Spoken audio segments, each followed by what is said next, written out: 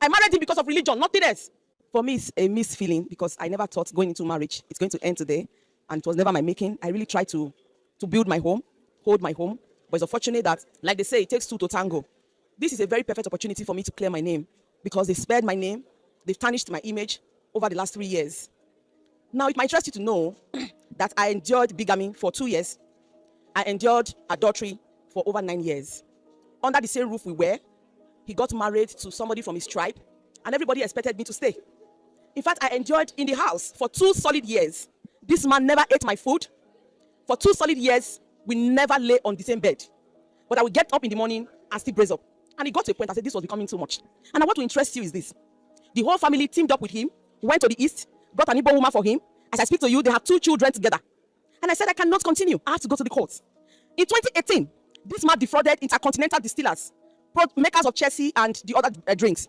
Without knowing what he did with the money, he was arrested. I was caught. As a matter of fact, the day he was about to be caught, I was in the hospital. I just gave birth to my daughter through CS.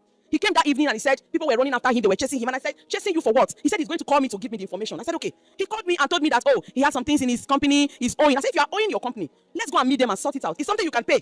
He said he can't go alone. I took excuse for my doctor. That, can I go? Even with the stitches I had bandage with me. He said, yes, we drove there. Not knowing that the company, their office at that time was at Slope. They arranged 2 policemen on plain clothes. Immediately we got there, they handcuffed him. They took him to state command. It was later I got to know that he had defrauded the company 44 million naira, that I didn't know what he did with the money. For the name not to tarnish, because my name at the time was Imbere, I said, I told the company I was going to pay. Before I could raise the money, they remanded him to Oko. I still raised the money, signed undertaking that I was going to pay the money. The company went to his warehouse and they removed all the goods that were there. They were able to recover 20 million naira from the goods. I paid 21,500,000 naira. They brought this guy from Oko. He was at home, he's not literate. I married him because of religion, nothing else. I said, what do you do now? The burden is too much for me to be caring for you, caring for your mother, your father, and my children. He said he doesn't know what else to do. That the only thing he can do now is to go to business. And this same company, still, sir, please, you have to stay with me. And this same company said they cannot allow him to be distributor anymore because he has defrauded them. I said, okay, you know what you are going to do? Go to forestry. Go and meet those Igbo guys and ask them how they go about boutique business. He went there, he lands. I followed him to Onitsha market where we bought our first goods, 7 million. And then we continued like that. Do you know the shocking thing? Those same goods we bought were the same thing he was giving to his concubine and his girlfriends. Several times I caught him. Now, before we got married, I had a landed property. I bought in my father's name. One day, he told me that the father said he wants to come and check where we are developing this property, that he wants to just see the environment. I said, okay, you can come. We went there. Immediately, father got there. I never knew it was a plan for me to discontinue that project. Immediately, father got there. The father said, my daughter, you people cannot stay here. You see this tree that I'm seeing behind? Bad people used to use it at night. If you people build this house here, you cannot stay. And I told this useless husband of mine, I said, what do we do? He said we should sell the property. My ex-husband, that we should sell the property and buy plot elsewhere. I said, okay.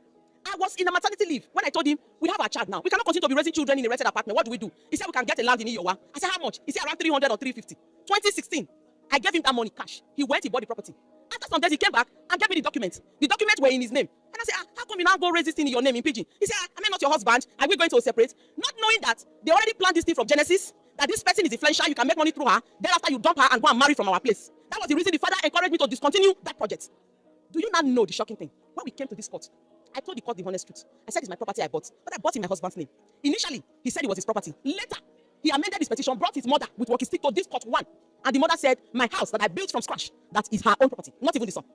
And people told me, they brought all manner of forged documents. And people told me, you said go and forge documents. So I said, no. I have a Bible-trained conscience. I will not go that route with them. If they came here with forged documents to claim the property, whatever the court says, so be it. So I didn't go the same route with them. I didn't forge any documents. Today, the house I bought, the house I built, because they are in his name, the court gave it to him that I couldn't prove it. The court has said it. But for me, Jehovah, the God I serve, is a righteous judge. He's the one that will see to everything that has happened in this matrimony that I tried to keep for these years. The more she kept going, the more worse kept sounding.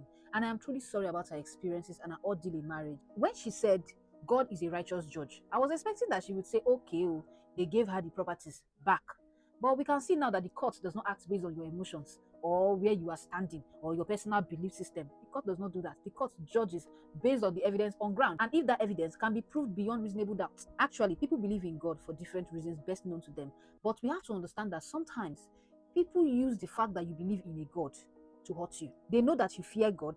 They know that you love God. They know that you believe in a God, and they will use that to your own detriment. They know that you will stay quiet.